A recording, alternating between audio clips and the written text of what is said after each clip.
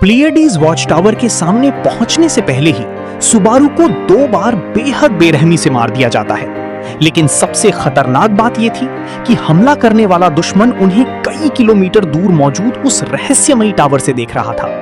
Episode की शुरुआत Subaru और एमिलिया से होती है, जिन्हें एक सराय का मालिक बताता है कि पिछले 400 सालों में कोई भी प्लेयडीज वॉच टावर तक नहीं पहुंच पाया।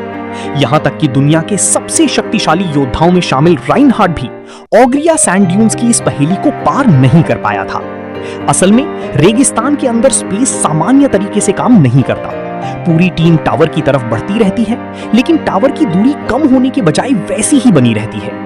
ऐसा लगता है जैसे रेगिस्तान रास्ते को बार बार मोड़कर यात्रियों को उसी जगह वापस भेज रहा हो। तभी सुबारू को सराय वाले की बात याद आती है कि रेगिस्तान के पक्षी टावर तक जाने का सही रास्ता जानते हैं। राम अपनी क्लेयरवॉयंस क्षमता इस्तेमाल करके दूर उड़ रहे पक्षियों की आंखों से रास्ता देखती है। वहीं नीली अपनी डिवाइन प्रोटेक्शन की सहायता से आसपास मौजूद मे बीस्ट्स को टीम पर हमला करने से रोकती है।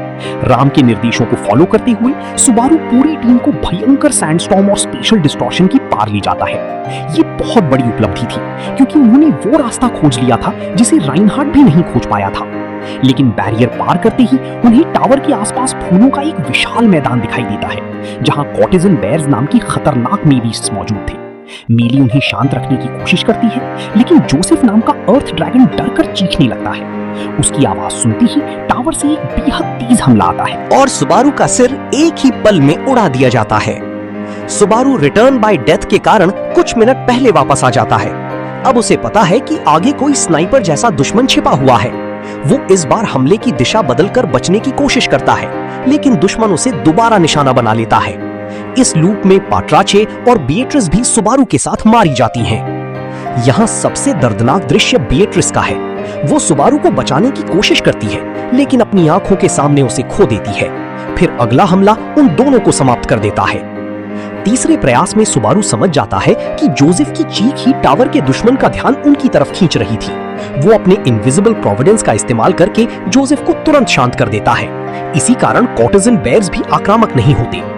सुबारू इस बार अपने साथियों से कुछ भी छिपाने के बजाय उन्हें पहले ही बता देता है कि टावर से आने वाली रोशनी खतरनाक है। ये सुबारू के कैरेक्टर डेवलपमेंट को दिखाता है।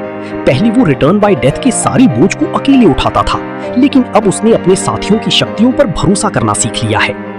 जब अगला प्रोजेक्टाइल आता है, एमिलिया बर्फ की कई दीवारें बनाकर उसे रोकती है और जूलियस अपनी तलवार से उसकी शक्ति को काटता है।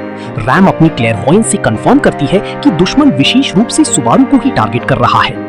अंत में सुबारू और बिएट्रिस मिलकर अपना ओरिजिनल स्पेल EMT इस्तेमाल करती हैं। ये स्पेल उनके आसपास मौजूद मैजिक को लगभग पूरी तरह रोक देता है, जिससे टावर का डेडली अटैक सुबारू तक नहीं पहुंच पाता। लेकिन EMT के कारण रेगिस्तान की पहले से अनस्टेबल स्पेशल मैजिक टूटने लगती है।